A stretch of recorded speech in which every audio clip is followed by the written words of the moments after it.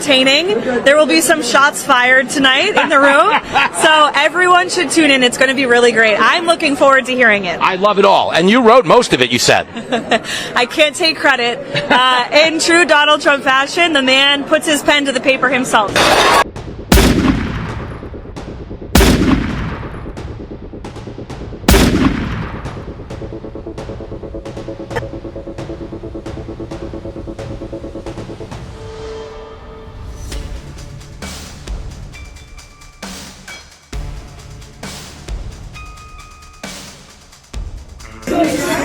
I just want to go find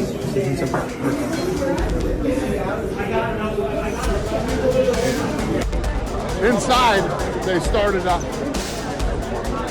All of a sudden, it just started getting noisy. Tables getting flipped over, guys running in with guns, and they were screaming, "Get down!"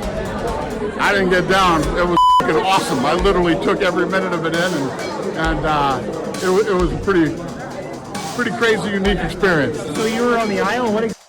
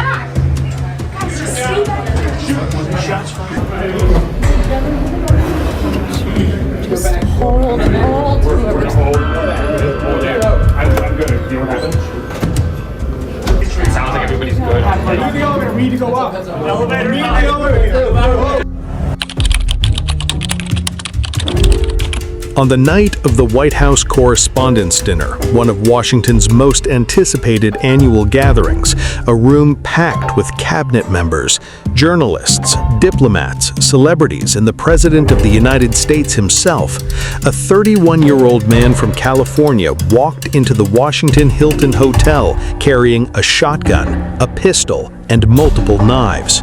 He had a manifesto, he had a plan, and he came within a security checkpoint of executing it. His name is Cole Thomas Allen.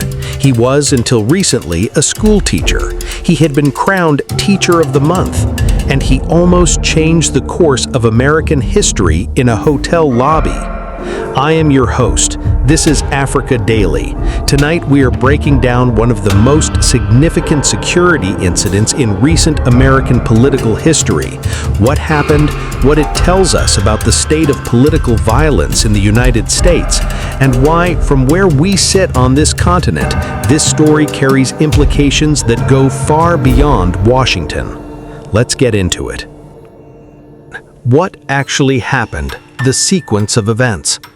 The White House Correspondents' Dinner is an annual tradition going back over a century. It is the one night of the year when the American president, the press corps, and Washington's political class gather in the same room, under the same roof, notionally to roast each other, drink wine, and perform the civilized fiction that the people who govern a country and the people who scrutinize that government can coexist in a ballroom without weapons. This year, that fiction was interrupted by actual weapons.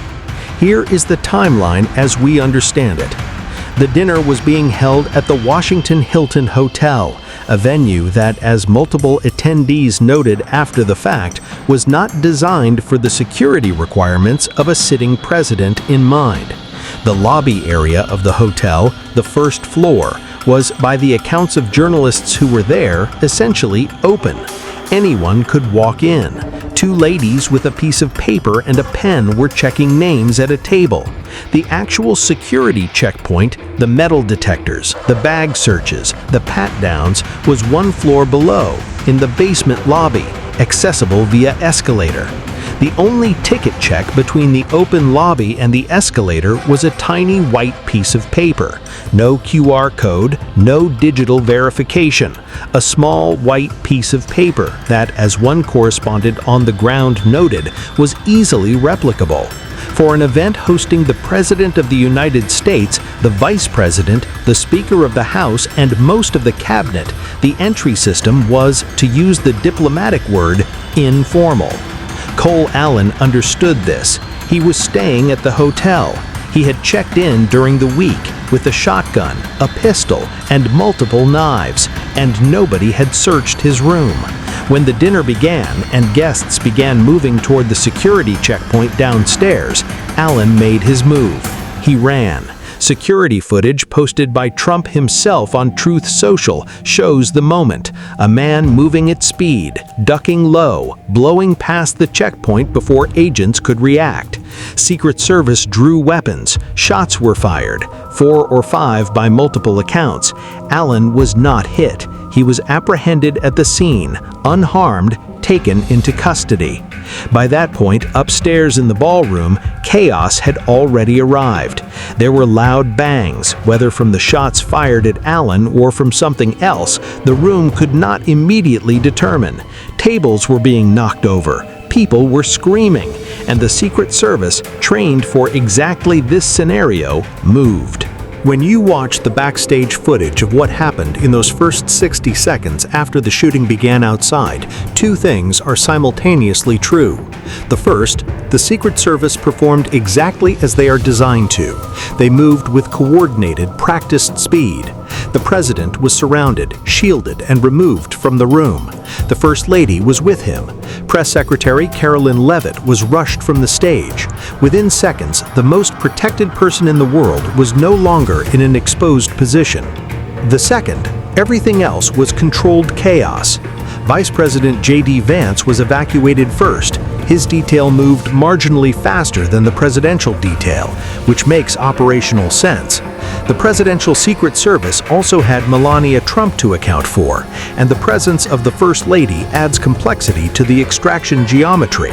The principle of keeping the president and vice president separated, moving in different directions to different secure locations, is the presidential line of succession made physical. You cannot allow a single catastrophic event to simultaneously neutralize both the president and his constitutional successor. Speaker Mike Johnson was also in the building. He, by one account, found his own way out and located a bathroom to wait in, which tells you something about the limits of informal protection. What nobody had fully accounted for was the cascading human confusion around the edges of the official evacuation. RFK Jr., the health secretary, was hustled off stage by agents, but his wife, the actress Cheryl Hines, was left momentarily without protection, navigating a scene of overturned tables and shouting agents entirely on her own. She was not hurt, but she was also not covered. In a room of 2,500 people, some of the most powerful and prominent individuals in American public life, the margins of the security protocol were surprisingly thin. Erica Kirk, the widow of Charlie Kirk, who was killed by a sniper 7 months ago, was in that room when the shots rang out. She was told to get under the table. For a woman who had already lost her husband to a bullet fired at a public event, the experience of hearing gunfire in a Washington ballroom was not abstract. It was the return of the worst moment of her life. Dana White, the UFC chief executive, had the polar opposite response. He did not get under the table. He watched. He said it was awesome. He said he took every minute of it in. I am not here to judge that reaction. People process acute threat in very different ways, and the UFC's entire business model is organized around human beings finding controlled danger compelling.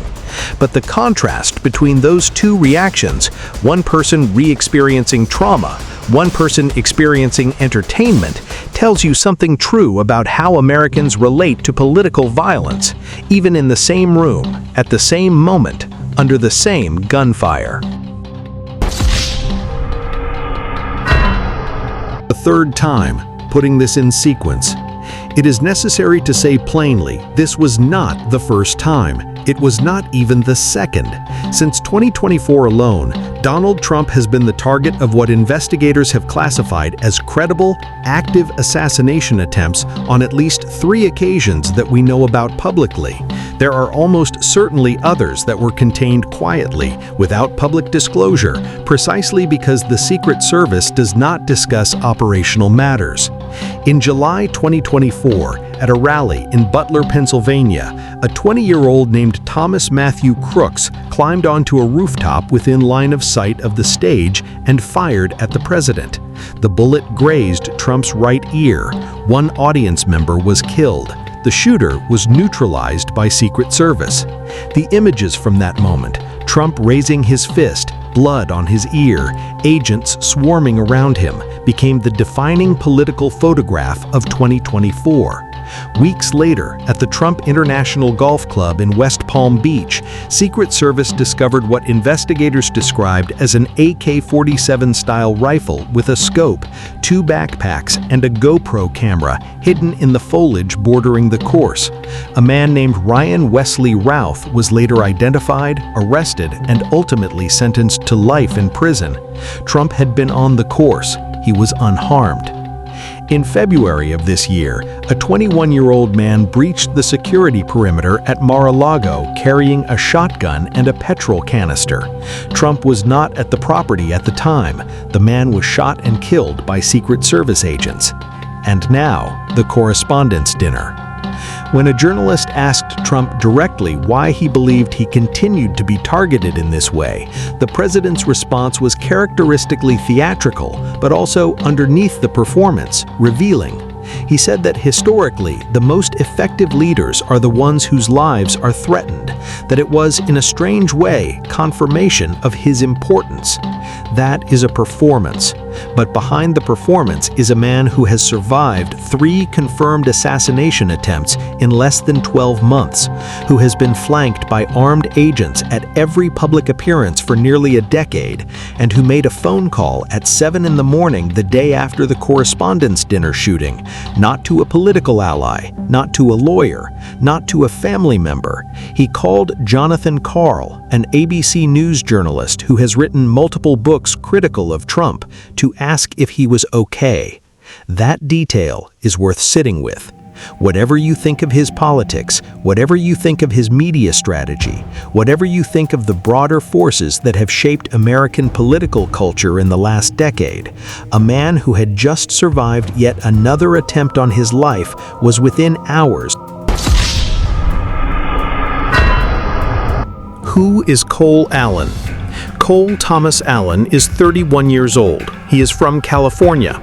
He traveled from the West Coast to the East Coast, a journey of roughly 4,500 kilometers, with a shotgun, a pistol, and multiple knives, with the apparent intention of breaching the ballroom of the Washington Hilton and shooting as many people as possible.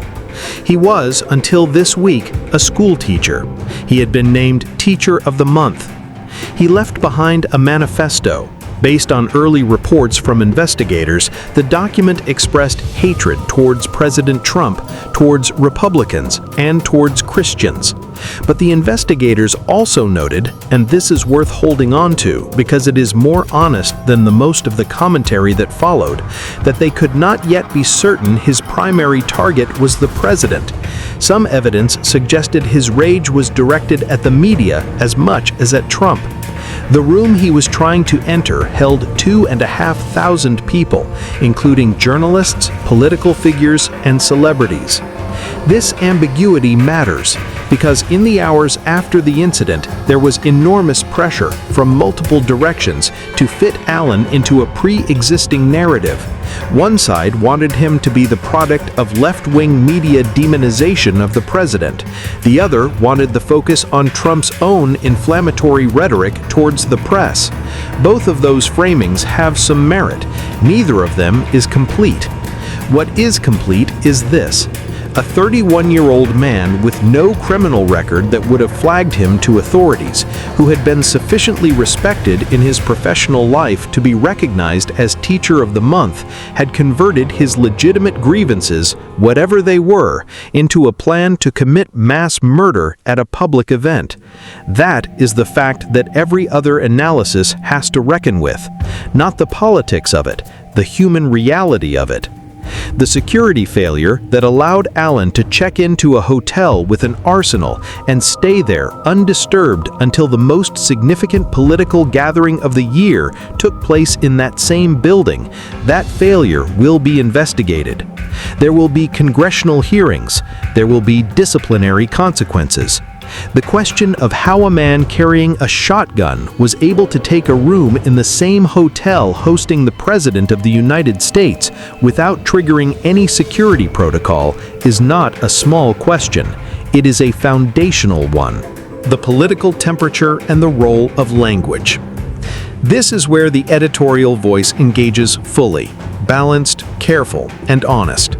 One of the most striking details of the night was a comment made by White House Press Secretary Caroline Leavitt in a television interview given just minutes before the shooting began. Talking about the president's planned remarks at the dinner, she said, and I want to be very precise here because the exact words matter, "There will be some shots fired tonight in the room." To rumble, is he not? He is ready to rumble. I will tell you, this speech tonight will be classic Donald J. Trump. It'll be funny. It'll be entertaining. There will be some shots fired tonight in the room. So everyone should tune in. It's going to be really great. I'm looking forward to hearing it. I love it all. And you wrote most of it, you said. I can't take credit. In true Donald Trump fashion, the man puts his pen to the paper himself. So it's a lot of his own work. She was talking about rhetorical shots, jokes, the dinner tradition of presidents using the event to land verbal blows on political opponents and the press. It was a standard piece of pre-event hype delivered in the idiom of political commentary. Within minutes, there were literal shots fired outside the room by a man trying to get into it. The comment went viral immediately. It trended. It was used by various commentators, including the Iranian state broadcaster, which pointed to it as evidence that the incident was staged, as proof of foreknowledge, of conspiracy, of theater. The Iranian state broadcaster is not a reliable narrator of American domestic politics, and conspiracy theories require us to believe in levels of coordinated deception that the evidence does not support. The comment was a coincidence, an uncomfortable, eerie, widely shared coincidence, but a coincidence. What is not a coincidence is the broader political climate in which this incident took place. One commentator, who had been in the White House press briefing rooms and understood the dynamic from the inside, made an observation that I think deserves to be heard clearly. She said she understood why Trump uses inflammatory language about the press. She understood his frustration with being systematically demonized by outlets that had, in her view, moved from scrutiny to propaganda.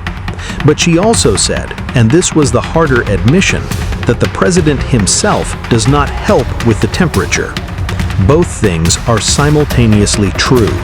The media's treatment of Trump has, in many documented cases, crossed the line from critical journalism into something closer to institutional opposition.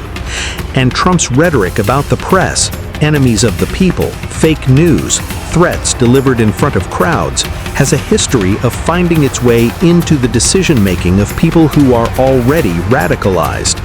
The man who wrote a manifesto and drove across the country with a shotgun did not do so because of a single tweet. Radicalization is a slow process. It draws on accumulated grievance, on media consumption, on social isolation, on the specific vulnerabilities of a personality moving toward crisis. But the language of politics is not neutral background noise in that process. It is part of the environment. It always has been. And this is where the Africa Daily analysis has to depart from the American commentary, because we are watching this from a continent that has its own history with what happens when political language is weaponized against classes of people who are then eventually targeted physically. The lesson that history teaches, not American history, not African history, but all history, is this: the gap between political demonization and political violence is shorter than almost anyone believes until it is crossed. And once it is crossed, it is very hard to walk back. The security question: what this reveals about the structural security challenge facing American leadership. Because the Correspondents' dinner shooting is not just a story about Cole Allen, it is a story about a system. The White House Correspondents' Dinner is held every year at the Washington Hilton. It is advertised months in advance. The guest list, which includes the President, the Vice President, the Speaker of the House, and most of the Cabinet, is publicly known. This is by definition one of the highest value soft targets in the American security landscape. And yet the security architecture around it was, as multiple attendees described, essentially the same architecture you would apply to a corporate awards dinner. A piece of paper for a ticket, ladies with clipboards checking names, no digital verification, a security checkpoint one floor below the public lobby, a lobby that anyone walking into the hotel could access freely. Trump's argument, made in a press conference held within 30 to 40 minutes of returning to the White House, is that this is why he needs the White House ballroom. He has been attempting to build a dedicated event space within the White House grounds, fully secured, bulletproof glass, drone-proofed, with the full security infrastructure of the most protected building in the world, already in place. The project has been stalled by planning disputes, legal challenges, and political opposition. Senator John Fetterman, a Democrat from Pennsylvania, was in the room that night. The morning after, he wrote publicly that the venue had not been built to accommodate an event hosting the American line of succession, and called on his colleagues to stop blocking the ballroom project. When a Democratic senator is publicly endorsing Donald Trump's ballroom construction project the morning after an assassination attempt, the political temperature has done something genuinely unusual. The broader security question is one that goes beyond ballrooms. The pattern of attempts on Trump's life, Butler, West Palm Beach, Mar-a-Lago, and now Washington, reveals a failure not of individual security operations, all of which were ultimately successful in protecting the president's life. It reveals a failure of the upstream threat environment. The question is not whether the Secret Service can protect a president from a threat that is already materialized. The question is why, in the most surveilled democratic country on earth, individuals with firearms and manifestos are able to travel across the country, check into hotels, and position themselves within operational distance of the president multiple times. The View from Here: why this matters to Africa. This is Africa Daily's unique lens. Bring it home. I want to close with the question that this channel always asks when we cover American or Western political stories. What does this mean for us? The United States, whatever your views on its foreign policy or its domestic politics, remains the most powerful country on earth. What happens inside American political culture has consequences that travel. The polarization that produces a school teacher willing to drive across the country with a shotgun and a manifesto does not stay inside America's borders. It is exported through media, through social platforms, through the funding of political movements, through the subtle and not so subtle ways that American political discourse shapes political discourse everywhere that American culture has reach, which is, to varying degrees, most of the world. There is a version of the American story right now in which two political tribes have become so convinced of the other's fundamental evil that the leap to violence begins to feel to people at the edges of both movements like a logical next step. The preacher praying for the president's death, the signs outside the dinner reading death to tyrants, the man with the shotgun and the manifesto. These are not random, they are connected, not by conspiracy, but by culture, by a political atmosphere in which the opposing side is not merely wrong, but irredeemably, existentially dangerous. Africa knows what happens when that logic takes hold. Our history is full of examples. Political dehumanization is always the precursor to political violence. Always, without exception. That is not a prediction about America. It is an observation about how the sequence has worked everywhere it has played out throughout modern history. And the observation demands to be made clearly, without the polite evasion that Western media often applies to uncomfortable domestic truths about Western democracies. The United States narrowly avoided a catastrophe at the Washington Hilton. A security checkpoint stopped a man who wanted to walk up the center aisle of a packed ballroom and shoot as many people as possible. The president is safe. The vice president is safe. The journalists and cabinet members and celebrities who hit the floor that night are safe. But the conditions that produced Cole Allen are still in place. The rhetoric is still in place. The polarization is still in place. The media ecosystem that converts political disagreement into existential threat is still in place. And until those things change, which requires honesty from both sides of the American political divide, and honesty is currently not the most abundant resource in that conversation, the next Cole Allen is already somewhere, reading something, believing something, and making a plan. That is the story underneath this story, and that is the one that nobody should be comfortable leaving unaddressed. This has been Africa Daily. I will see you next time.